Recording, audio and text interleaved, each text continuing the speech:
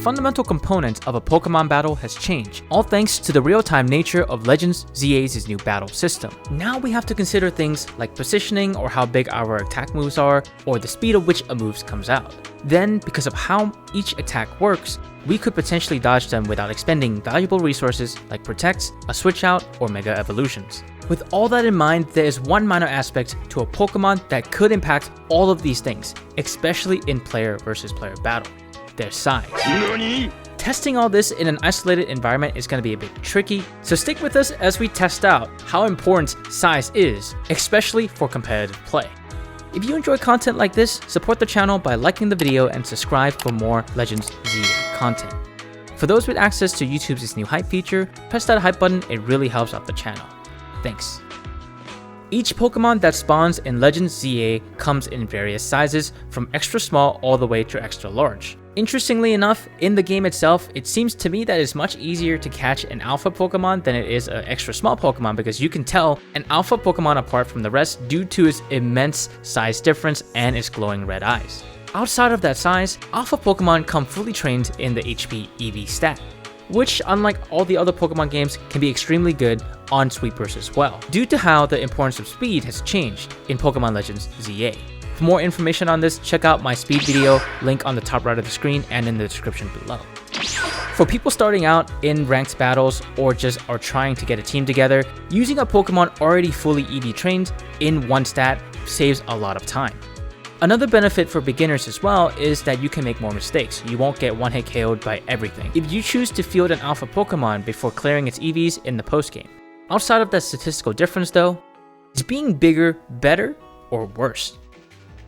We spent a lot of time testing, and even then I don't like it as much because it's not a fully kitted training room with precise measurements and all that stuff, so it's still a little bit annoying to me, but I'll try to summarize everything we found. It's unexpected for sure.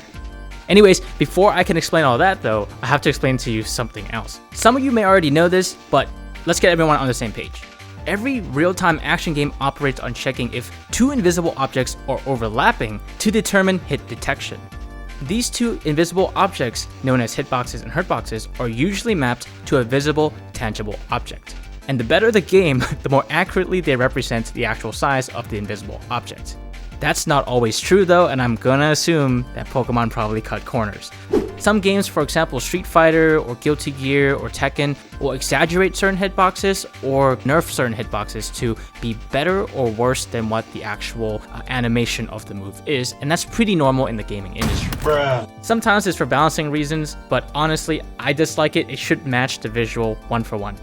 That's the most intuitive way. Anyways, rant aside, the hitbox is an invisible object that gets attached to any attack when it is active. So imagine an ice beam. There's just a giant invisible cylinder that hopefully maps accurately to the size of the beam itself, and if you touch that invisible object, you will get hit by the ice beam. Another example too is an earthquake. It's an invisible circular radius that can damage any opponent caught within that radius at the time that it triggers. The hurtbox, on the other hand, are the parts of a character that can actually make contact with the hitbox. The smaller the hurtbox, the harder it is for you to get hit, and annoyingly, I don't know if it's the way the hurtboxes are designed or if there is a lot of latency in the way that Pokemon checks its damaging stat calc online, but you'll see in the clips how inaccurate the hitboxes and hurtboxes can be. With that said, does a Pokemon size have a substantial impact on the hitboxes of any attacks it performs or the hurtbox of the Pokemon itself?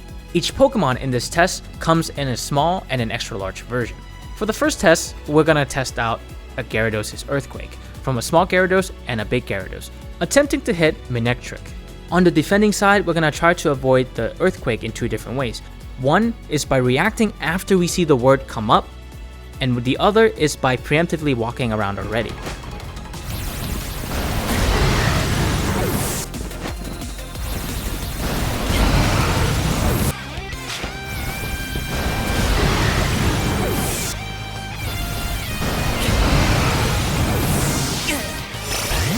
As you can see with the first clip, no matter the size of the main electric or the size of the Gyarados, if we move after we see the word, we're gonna get hit even when we're outside the circle. This can mean one of two things. Either the Earthquake's hitboxes might be much bigger than what the animations show, or the server itself that Pokemon runs on It does an invisible check to see if there's any hurt boxes in the earthquake at a certain time, and then regardless of where you're at that point, you'll get hit when their attack comes out. A thing to note about this though is that the larger Gyarados definitely has a much bigger range of earthquake than the smaller Gyarados. So the hitboxes of an attack being impacted by the size of the Pokemon itself seems pretty credible. We'll double check this with another test later on in the video. For the next clip, we're going to preemptively move.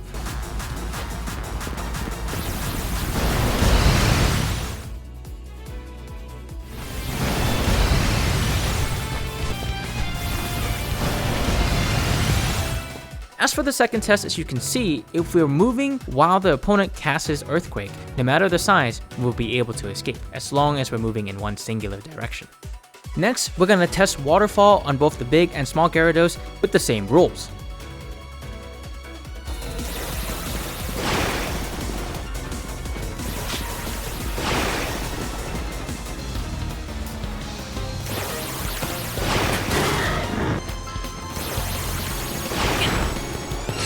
In this instance, size really does matter. Thanks to the Waterfall's high cast time, the small Gyarados whiffed on both the small and the big Manectric, but the big Gyarados hit both. Even when the clip shows the Manectric not even being in the way of the Gyarados, it still gets hit because the hitbox of the Waterfall is much larger than the animation itself.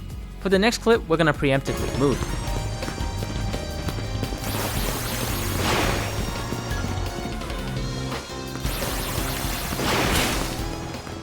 And as you can see, no matter the size, if you're moving preemptively in one direction before Waterfall is cast, you're going to avoid it.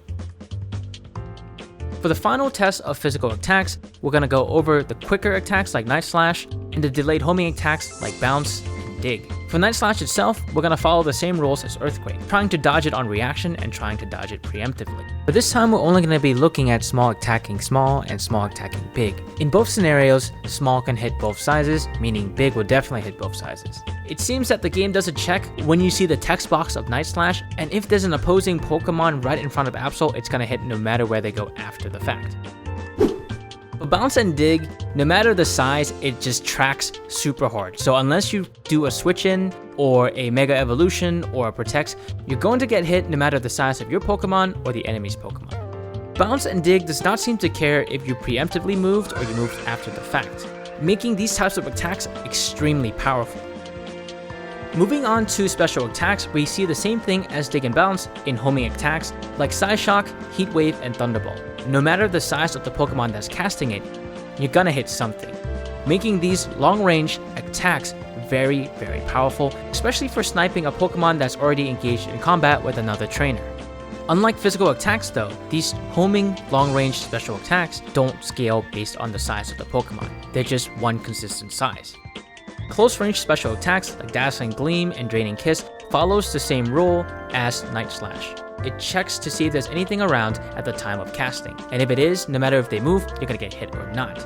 And if your Pokemon is bigger, you have a bigger range total, making these types of moves better on larger Pokemon because you have higher chances of people being in that zone when you pressed it before they move. But this is very, very minor. It's more useful if you think about it in a free-for-all context instead of a one-on-one context. The realistic way that you're going to be using something like Dazzling Gleam is when you're running into two opposing Pokemon, and at that point, the bigger the range that you have, the more likely you're going to pass the check. Now, for the sake of this testing, I didn't have a Pokemon with access to Draco Meteor that was an extra large, but I'm going to assume that it follows the same rules as Earthquake and Dazzling Gleam, where it does a check to see if there's anything within the radius at a certain time, and it will do damage if you're in there or not at that time. Although Draco Meteor probably has a bigger range due to the cast time. With that in mind, I would assume that a larger Pokemon would benefit more from Draco Meteor than a smaller Pokemon, simply because if you're gonna have a long cast time anyways, you want to maximize the range. But sadly, I don't have the resources to test that in this video, so if you know or you've tried it, let me know in the comments below. For the last two types of range moves that we're going to try out, it's going to be a bubble type move, attacks like Shadow Ball and Moonblast that is a traveling projectile, and then beam type moves like Solar Beam, Hyper Beam, Flamethrower, Ice Beam, etc. Let's start with the Shadow Ball example. As you can see, for these types of attacks, the size of the Pokemon matters a lot less than the range you're at when the move is casted. If you are at max distance when you cast Shadow Ball, it becomes very easy to dodge. For our final test, we're going to be doing beam attacks.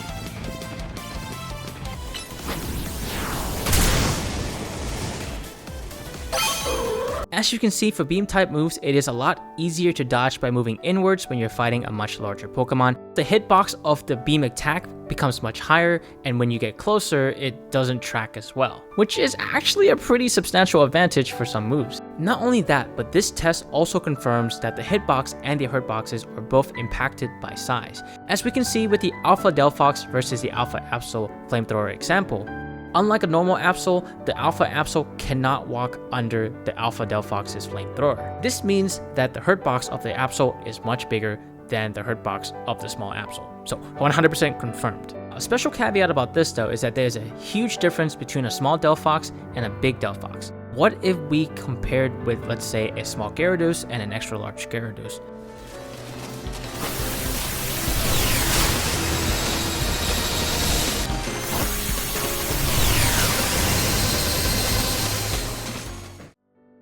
As you can see with Hyper Beam, even when the small Gyarados is casting it, you can still walk under it like a large Pokemon because it's already big. With all of that testing out the way, let's talk about what we can gain from this. First, does the size of a Pokemon matter in competitive battle? Yes it does, very minutely, but it does. For most attacks, the size of the hitbox and the hurtbox is irrelevant, but for some attacks, like spread moves, it really does have a big impact, as your range of attack is much bigger, and if your hurtbox is bigger, then it will matter. And as we can confirm, even though the hurtboxes might not match up to the model of the Pokemon, it is impacted by the size of the Pokemon itself. Also, we found out how broken tracking moves are. Attacks like Bounce, Dig, Psyshock, and Thunderbolts are great ways to force resources out of the opponent, whether it's a Protect, a Mega Evolution, or a Switch Out. Additionally, for special attacks that are homing, it does not scale off of size. And lastly, the movement speed of the Pokemon itself has nothing to do with size. It's based on the model of the Pokemon itself. With all that said, question for you all. Do you like or dislike size mattering for Pokemon battles? Let us know in the comments below. I'm kind of mixed on it, but that's because I'm not exactly sure how and when the server in the back end of this game checks for the hitbox, hurtbox collision and calculates the damage and all that. I don't know if I'm dodging the move because there's an invisible hitbox or hurtbox, or if the game is checking the collision of said hitboxes and hurtboxes at a somewhat irregular tick rate.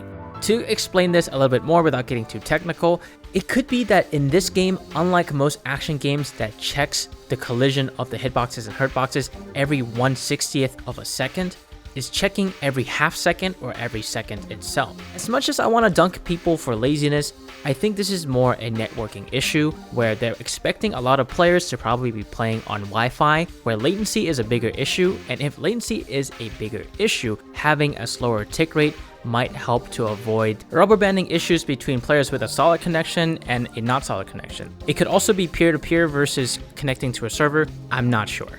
But if you know, let me know in the comments below. Anyways, thanks for sitting with us through this test. It was a lot, and hopefully you got something out of it. If you stuck with me this long, do me a favor, give Winter a shout out in the comments below. He really did a great job helping me test all this out. For more educational and hopefully fun Pokemon Legends ZA content, check out this video on screen right now. My name is Varsona, and I'll see you in the next video.